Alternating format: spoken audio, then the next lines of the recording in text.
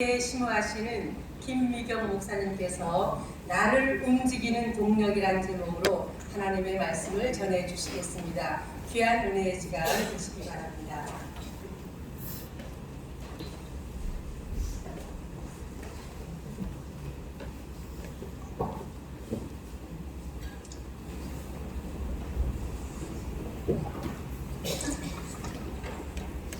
반갑습니다.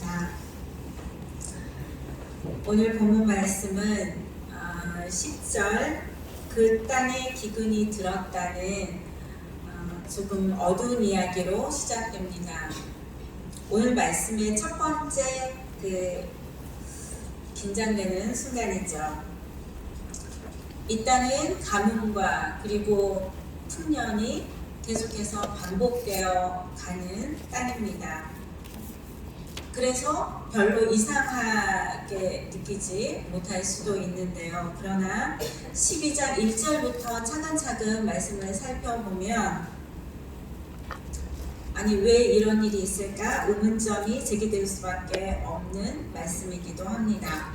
12장 1절부터 보면 하나님께서 아브람에게 너는 너의 고향과 친척과 아버지의 집을 떠나 내가 내게 보여줄 땅으로 가라는 그런 말씀으로 시작됩니다. 내가 너로 큰 민족을 이루고 내게 복을 주어 내 이름을 창대하게 하리니 너는 복이 될지라. 너를 축복하는 자에게는 내가 복을 내리고 너를 저주하는 자에게는 내가 저주하리니 땅의 모든 족속이 너로 말미암아 복을 얻을 것이라 라고 말씀하고 계시잖아요. 가만히 있는 아브람에게 일방적으로 찾아오셔서 먼저 이런 큰 믿음의 약속을 해주시고, 그리고 아브람은 4절 말씀에 보면 뭐라고 나와 있냐면 이에 아브람이 여호와의 말씀을 따라갔고 라고 기록되어 있습니다. 결국 하나님의 말씀에 순종함으로 떠나와서 가나안 땅에 도착했고, 그리고 다시 나타나신 하나님을 향해서 제단을 쌓고 옮겨가는 곳마다 계속해서 예배를 이어가고 있던 아브람에게 찾아온 것은 복이 아니라, 행복한 일이 아니라, 기쁨의 소식이 아니라 기근이었다는 사실입니다. 하나님 말씀에 순종해 나가는 그 삶 가운데 불어닥친 기근이었기 때문에 사실 더 긴장되고요. 남의 얘기니까 이렇게 한가롭게 들지 내 얘기라면 또 더 달라지겠죠. 저희 교회도 이제 개척한 지 3년 조금 지났고요. 그리고 이제 많은 성도님들의 열망에 의해서 다음 달이면 교회 이전을 꿈꾸고 있습니다. 그런데 모든 게 진행이 잘 돼가고 있었어요. 다들 기뻐하셨고 기대하고 계셨고 일이 진행되면서 굉장히 기대감도 있고, 근데 갑자기 한 분이 왠지 모를 이렇게 딴지를 걸고 불편해하고 괜히 툴툴대고 하는 모습을 보게 되는 거예요. 이해가 안 가는 거죠. 일이 잘 진행돼가고 있고 희망의 소식이 우리에게 다가오는 것 같은 그런 시점에서, 하지만 우리는 이렇게 일이 좀 잘 되어 간다 싶고 희망이 우리와 더 가까워졌다고 여겨지는 순간 그 일의 주체가, 그 일을 컨트롤하는 자가 나라는 착각을 하게 되곤 하나 봅니다. 나를 움직이는 동력이 다른 데 있는 것이 아니라 내가 되는 거죠. 처음 아브람을 찾아와서 말씀하시고 그 말씀에 그저 순종함으로, 무조건 하나님의 말씀에 순종함으로 나아갔던 아브람의 모습, 하나님의 말씀을 따라가던, 하나님이 동력이 되어서 살아가던 아브람의 모습은 어느 순간 온데간데 없고, 이렇게 기근의 문제가 닥쳐왔을 때 내가 이 일을 해결해야만 될 것 같은 그런 위기감과 두려움은, 그런 조급함은 아브라함을 올가면서 그 문제 속에 휩싸여서 나도 모르는 사이, 아브라함은 자신도 모르는 사이에 내 삶의 주인이 하나님이었던 그 순간에 내가 주인으로 뒤바뀌어져 버리는, 내 삶의 동력이신 하나님을 놓쳐버린 순간이었습니다. 문제 얼마든지 찾아올 수 있습니다. 하지만 하나님은 선한 일을 주관하시지만 나쁜 일도 주관하시는 그 하나님이시라는 걸 확고하게 믿고 있다면 그 문제나 아픔이나 환난이나 기근은 문제될 게 없는 거죠. 그러나 내가 해결해야만 하는 일이라고 여기는 순간 그 사건은 엄청난 문제요, 아픔이요, 상처일 수밖에 없습니다. 선한 일을 약속하시는 하나님, 원대한 구원의 계획과 꿈을 가지고 계신 하나님은 자질구레한 이 싸움의 현장이나 필리핀 지진, 호주의 대형 그 화재와 같은 이런 아픔과 비극의 현장, 그리고 내 내면에서 일어나는 아주 사소한 시기와 질투와 번민과 갈등 같은 그런 일과는 무관하신 하나님이신가요? 그렇게 생각하고 있다면 우리의 믿음은 허상입니다. 우리의 믿음은 착각이고 거짓 믿음일 수밖에 없습니다. 하나님의 인도하심에 목말라 있고 하나님의 인도하심에 온전히 따라가고 있다고 여길 때 우리는 더욱더 하나님을 의지하고 우리를 위해 일하실 그 하나님을 더 세밀하게 신뢰하고 그분의 말씀하시는 그 말씀에 더욱더 민감하게 반응해야만 할 것입니다. 이 땅을 너와 내 후손에게 주리라 하고 하신 언약의 말씀을 받았음에도 기근이나 환난이나 어려움이 아브라함을 피해가지 않았습니다. 그리고 그렇게 그 땅에 기근이 찾아왔을 때 아브라함은 애굽으로 내려갑니다. 합당해 보이는 이유라고 생각할 수 있지만 그러나 전혀 하나님께는 전혀 그렇지 않았습니다. 20절 말씀 보면 바로가 그들을 내어 보내잖아요.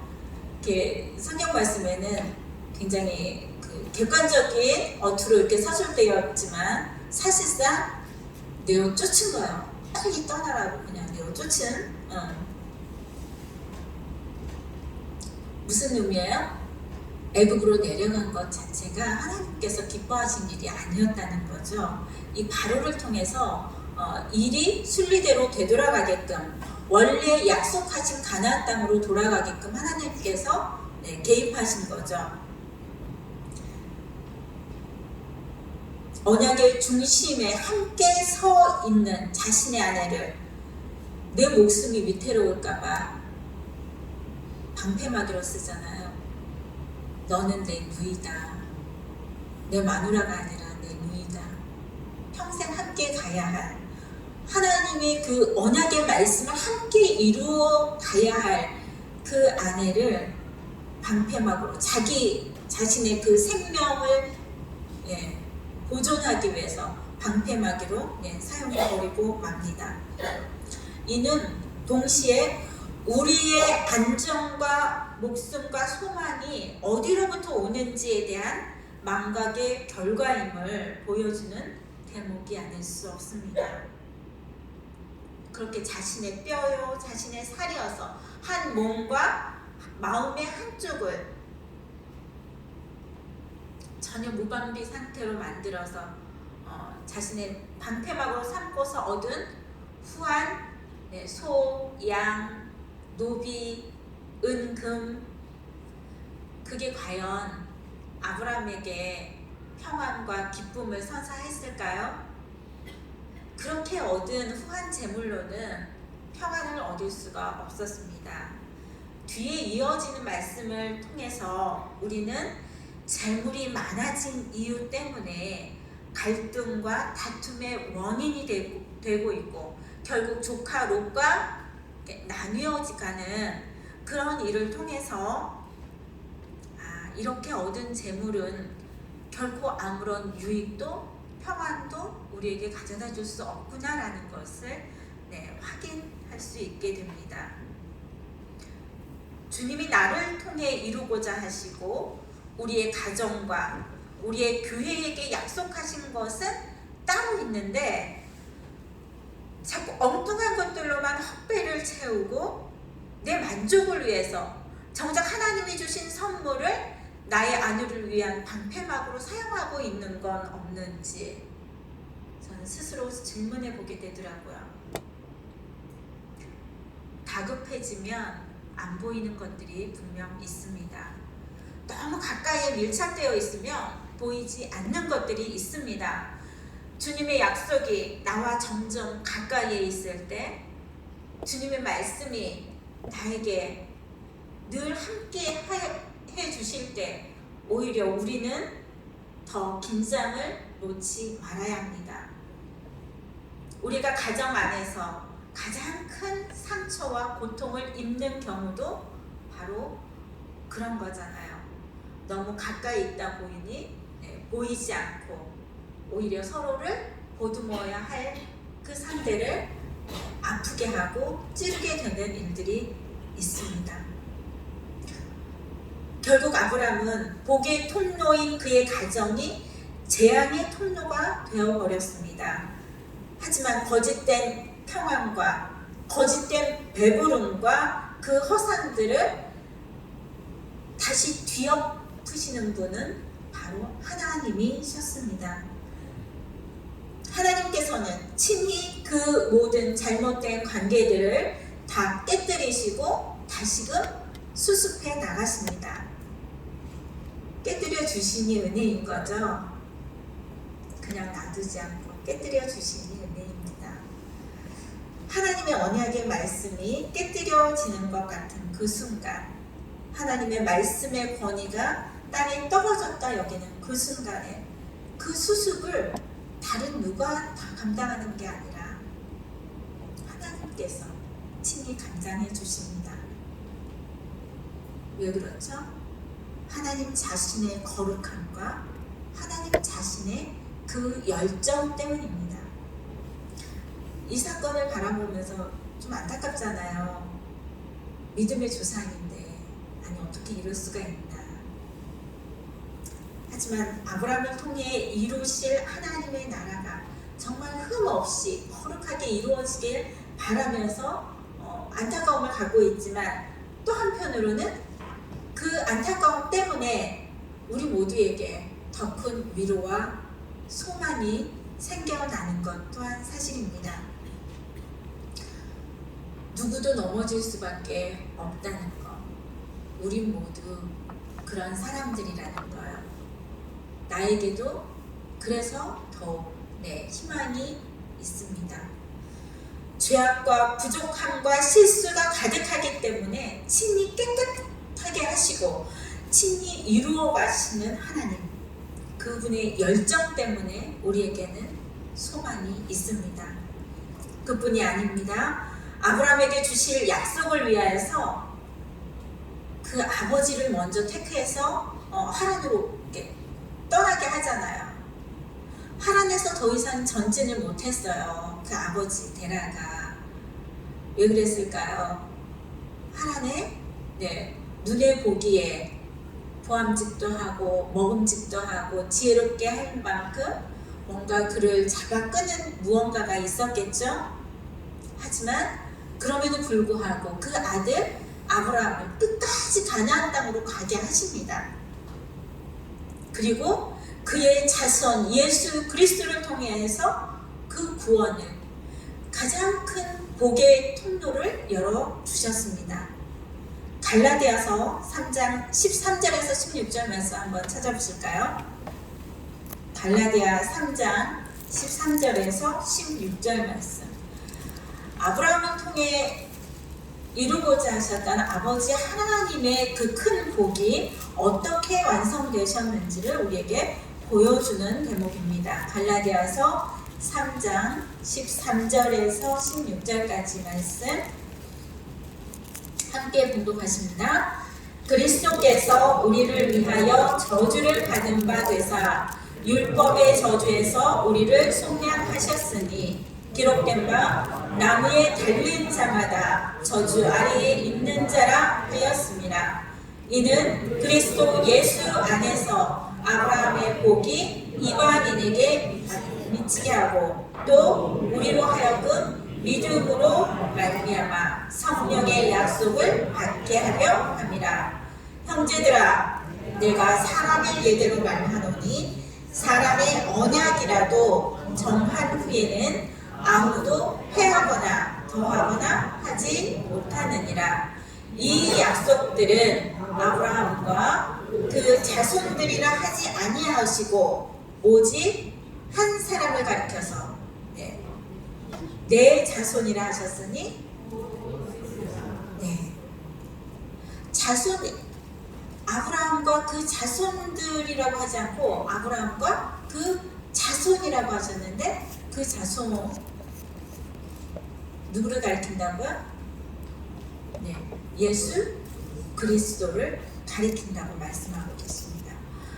신앙의 계보와 여정이 얼마나 귀하고 소중한 것인지를 아브라함의 자손으로서 이 땅에 오신 예수 그리스도를 통하여서 더욱 진하게 우리에게 증거해주고 계십니다.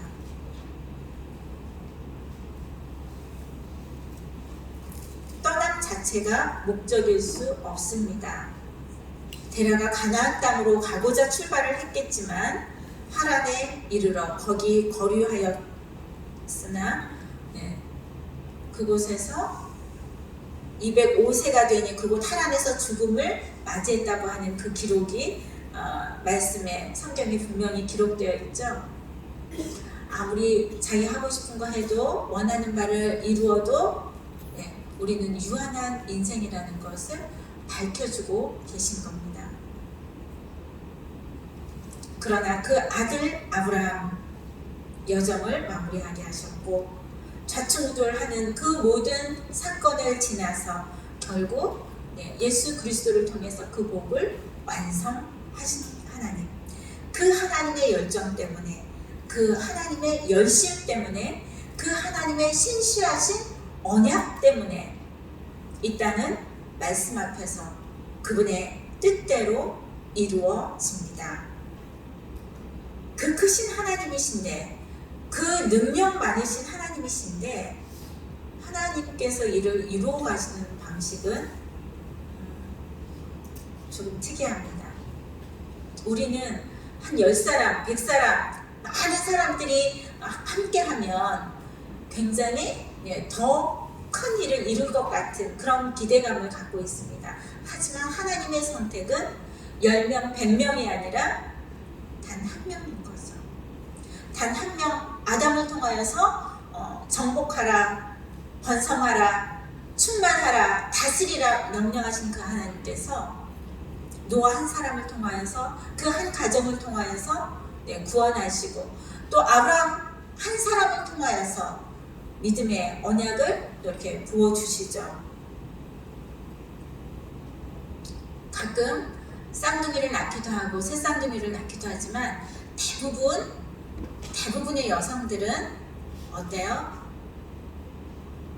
한 명씩 잉태하잖아요. 저도 큰애 가졌을 때도 그렇고 늦둥이 낳을 때도 그렇고 한 생명을 품었습니다. 하나님께서 하나님의 마음, 하나님의 그 뜻을 보여주시는 가장 귀한 통로가 바로 이 한 생명을 잉태하게 하시는 하나님의 그 선물인 것 같습니다. 어느 엄마가 이까짓 것 한 생명 때문에 내 10달을 하찮다고 여기고 없애버리는 그런 엄마 없잖아요. 아무리 이 세상이 완악해지고 아무리 이 세상이 땅에 떨어졌다 하더라도 기본적으로 평범한 어머니들의 그 마음은 한 생명을 소중히 여기는 그 마음이에요. 그 한 생명 때문에 자신의 삶을 올인하잖아요.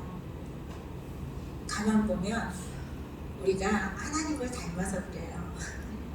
하나님께서 여성들을 통하여서 그 한 명을 통하여 한 생명을 소중히 여기고 한 생명에게 올인하는 그 하나님의 방법을 우리들을 통하여서 보여주신다고 생각이 들어요. 그래서 저는 여성으로 태어난 것에 대해서 감사하게 생각하고 있습니다. 여전도에 오늘 헌신 예배를 드리는데 여전도의 회원님들 어떠세요? 그 하나님의 한 생명을 소중히 여기는 그 사명을 여전도의 회원님들 한 분 한 분에게 불어넣어 주셨어요. 기뻐하시기 바랍니다.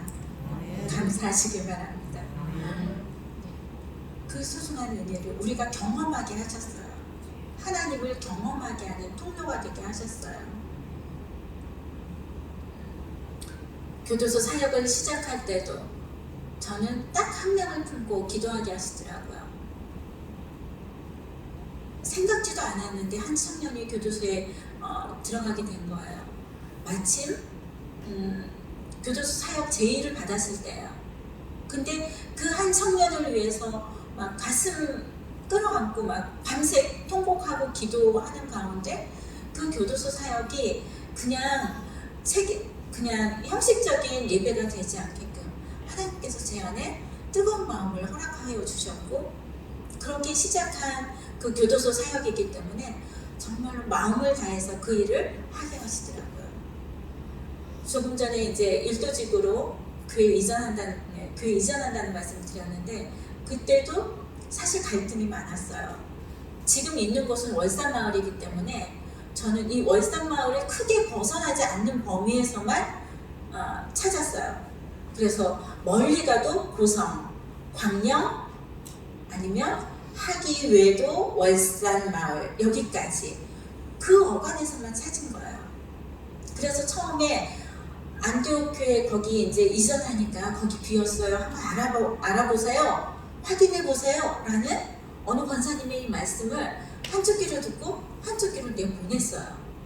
그러고는 딱 문을 닫고 있었는데 그쪽은 아예 눈도 돌리지 않았는데 거리가 너무 머니까 지금까지 내가 일군 이 텃밭이 쓸모없는 땅이 되어버린다고 생각이 들어서 근데 결국 그곳에 갈 때 가장 확정적인 그 결정하게 된 동기는 하나님께서 제가 이제 놓쳐버린 게 없는지 서울 갔을 때 김포공항을 딱 조느라고 제가 거기를 놓쳐버렸어요. 근데 순간 그렇게 해서 어떤 마음이 들었냐면 하나님 제가 김포공항을 깜빡 돌아서 놓쳐버리고 인천공항으로 막 달려갈 때 간 것처럼 제 정말 깜빡 실수로 하나님께서 내려야 하는 그 장소 보아야 하는 그것을 제가 깨닫지 못하고 지나쳐버린 건 없습니까? 라고 그때 막 그 환불하고 다시 티켓팅하고 하는 그 순간 너무 신기한 거는 저는 막 조급해서 죽겠는데 그 직원은 하나도 조급하지 않고 시간이 지났으므로 환불 처리 도와드리겠습니다. 너무 그 사무적으로 대하는 그 모습이 저 하나님의 모습 같더라고요. 나는 성전 이전을 해야 되는 거, 교회 이전하는 문제 너무 다급하고 너무 조급하고 너무 안달복달 하나님께 기도했었는데 하나님은 하나님의 때에 하나님의 방식에 맞춰서 그대로 아주 평이하게 하나님의 그 뜻을 이루어 가시는 거예요. 저 혼자 조급하지만 그것과 상관없이 하나님은 하나님의 때에 하나님의 방식대로 그 일을 이루어 가신다는 그게 딱 뇌리에 스쳐가면서 하나님 제가 놓쳐버린 거 없습니까? 깨닫게 해주십시오 라고 기도할 때 안디옥 교회 이게 탁 떠오르게 하신 거예요. 그래서 가서 봤더니 이렇게 식당 그리고 이제 그 사무실 기도실 이렇게 창고 다 세팅이 되어 있는 거예요. 예배실 그 분위기가 다 정돈되어 있는 그 공간인 거예요. 너무 감사하고, 근데 또 인간의 마음이 또 들은 거예요. 그렇게 되면 거리가 너무 먼데 이쪽 그 고성에서 오셔야 하는 아버지와 이쪽 구업 쪽에서 오셔야 되는 그 은퇴하신, 생각하니까 다시금 또 고민에 잡힌 거예요. 근데 결정적으로 그것을 결정하게 된 거는 제 친구한테서 카톡이 온 거예요. 요즘 기도한 지가 너무 오래된 것 같다. 일집 나는 일하는 기계 같다. 그런 카톡의 내용이 온 거예요. 근데 그 친구가 바로 일도지구에 사는 친구였어요. 하나님께서는 왜 이 한 생명 때문에 제 교회 이전까지도 한 생명 때문에 나를 움직이게 하시나요? 그런 마음이 들었어요. 그런데 말씀을 통해서 그게 하나님의 방법임을 깨닫게 해주시더라고요. 100명, 10명의 마음을 움직이는 것이 아니라 한 생명을 품고 올인할 때 하나님께서 그 길을 열어주신다는 거예요. 그 길을 기뻐하신다는 거예요. 너무 신기한 것은 그 친구의 그 카톡 때문에 그래, 하나님께서 이곳에서 나를 이곳으로 가라고 나에게 사인을 보내시는구나. 이 한 영혼을 통하여서 나를 그쪽으로 콜링하시는구나. 여기고, 그 친구는 이제 개척하기 전서부터도 계속해서 기도해 오던 친구였거든요. 그런데 전혀 새롭게 교도소에서 출소해서 그 교도소 사역을 위해서 사용해달라고 10의 1조를 보내오던 한 자매가 있었거든요. 근데 그 자매가 또 일도지구였던 거예요. 저는 모르고 있었어요. 그런데 그 자매가 교회 이전에 오면 교회 세미교회에 나와야겠다고 하는 그 소식을 또 다른 아는 동생을 통해서 듣게 하시더라고요. 얼마나 감사한지요. 저는 그분 때문에 결정한 게 아니었는데 그분까지도 덤으로 허락하시는, 보내주시는 하나님의 역사를 경험하게 하시더라고요. 우리는 바벨탑을 쌓고 많은 씨를 뿌리고 어떤 굵직굵직한 행사들 물론 필요하죠. 하지만 오직 한 생명을 잉태하고 오직 한 영혼을 위하여서 눈물로 밤을 지새우게 하는 것은 우리 그리스도인들에게, 특히 헌신 예배를 드리는 우리 여전대 회원들에게만 주신 하나님의 특별하신 섭리고 은총입니다.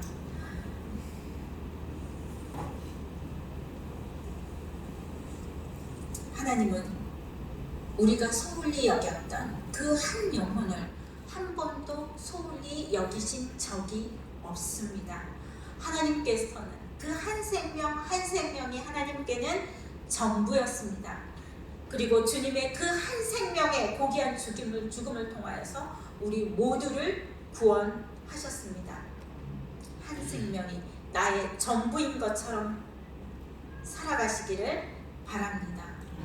그 한 생명이 내 유익을 위하여서 방패막이로 사용되는 그런 일이 생겨나지 않기를 주님의 이름으로 축원합니다. 하나님의 언약의 말씀이 나에게 있고 더 깊은 묵상과 기도와 순종 가운데 있을 때 오히려 더 깨어서 하나님의 말씀에 더욱더 민감하게 반응할 수 있기를 소망합니다. 가장 작은 걸 가장 가치 있게 여기는 것, 그것이 이 땅의 모든 그리스도인과 우리 모두에게 주시는 하나님의 가장 따뜻한 사명입니다. 주님도 지극히 작은 자 하나에게 하는 것이 곧 나를 위하여 하는 일이라고 말씀해 주셨습니다. 마지막으로 질문 하나만 드릴게요. 아까 찬양할 때 또 이렇게 하시던데 나를 기쁘게 찬양하게 하는 그 동력, 나를 움직이게 하는 동력, 여전대 회원으로, 여전대 회장으로, 부회장으로 움직이게 하는 그 동력은 무엇입니까? 아, 네, 예수 그리스도십니까? 네. 그 동력이 나의 계산이나 나의 두려움이나 나의 습관이 아니기를 바랍니다. 주위 친구나 가족이나 이런 분들이 아니기를 소망합니다. 오직 나를 통해 이루고자 하시는 하나님의 거룩한 열정과 열심 있는 그분의 뜻, 그분의 말씀이, 그분이 나를 움직이는 동력이 될 수 있기를 주님의 이름으로 축원합니다. 함께 기도하시겠습니다. 아버지 하나님, 감사와 찬양을 드립니다. 주님은 소중히 여기시는 한 생명을 우리의 어리석은 생각으로 멸시하고 소홀히 여기고 제껴두고 하지는 않았는지요. 오 주님, 주님께서 사랑하시고 주님께서 소중히 여기시는 그 한 영혼 한 영혼을 우리도 품고 사랑하게 하옵소서. 내치지 않게 하여 주시옵소서. 주님을 회방하는 자로, 주님을 불신하는 자의 모습으로 서 있지 않게 하여 주옵소서. 오늘도 이 시간 주님 앞에, 주님의 말씀 앞에 서 있사오니 주님, 우리에게 말씀하신 그 음성이 우리의 삶 속에서도 묵묵히 이루어지게 하옵소서. 예수 그리스도의 이름으로 기도드려옵나이다. 아멘.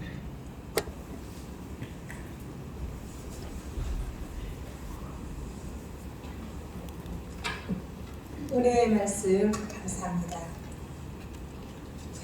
연합요전도 회원님들 나오셔서 찬송가 211장 부르시며 헌신 찬양 드리겠습니다.